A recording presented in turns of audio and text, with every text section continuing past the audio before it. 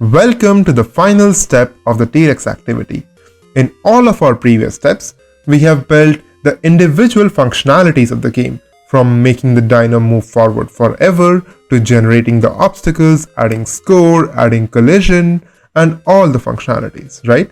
So in this step, we are going to build our very own T-Rex game using all the blocks that you see here. Alright, so let's start with, first of all, making the dino move forward. So as you can see, the code for making the dino move forward is already present. So then let's start by generating obstacles. So we know that we can use this block, randomly create obstacles at every 7 meters and place it inside the when game is running block to make the obstacles that will be appearing in the dino's path. Alright, so now that that's done, we can make the dino jump across the obstacles by pressing the space key and making the dino jump when you press the space key. So when the space key is pressed, we can make the dino jump. And we can make the dino jump and play music for the jump sound. So adding a jump sound effect. Okay. Along with that, so let's see what's next. When the dino collides with the obstacles that are being generated here, right? So when the dino collides with any of these obstacles, what do we want? We want the game to be over. And we can also play the game over music. So we can place this play music and then select the game over music from the drop down menu. Once that's done, let's see what's remaining. So when the game is over, we can click on the scene and restart our game, right? So when the screen is clicked, we are going to add the if else condition here. So if the game is over, so see, we can click on the screen whenever we want, but only if the game is over, then clicking on the screen should restart the game. Yeah. Along with that, now we can add what will happen when the dino collides with the coins. So we can first of all play the music of the coin collect music, and we can add score functionality. So to add the score functionality, what we will do is we are going to create a variable. So I have this variable created.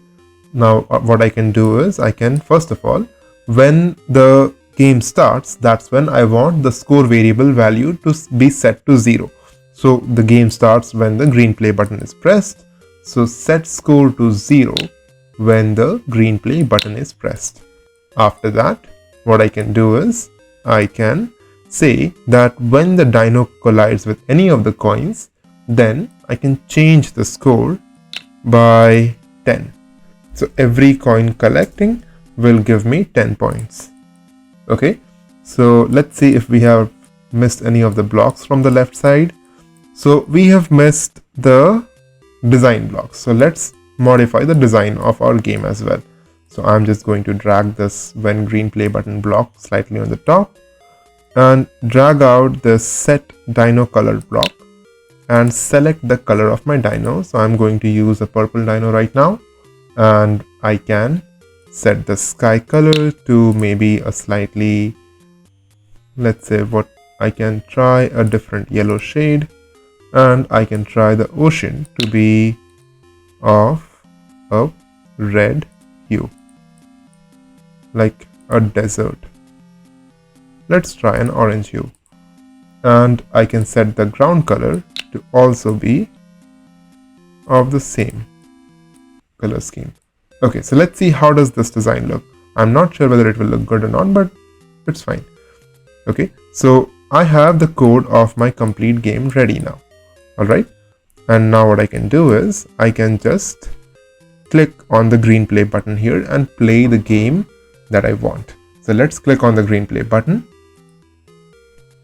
Awesome, and you can see I have this awesome looking like orange ocean, yellow ground, yellow sky. This looks really cool.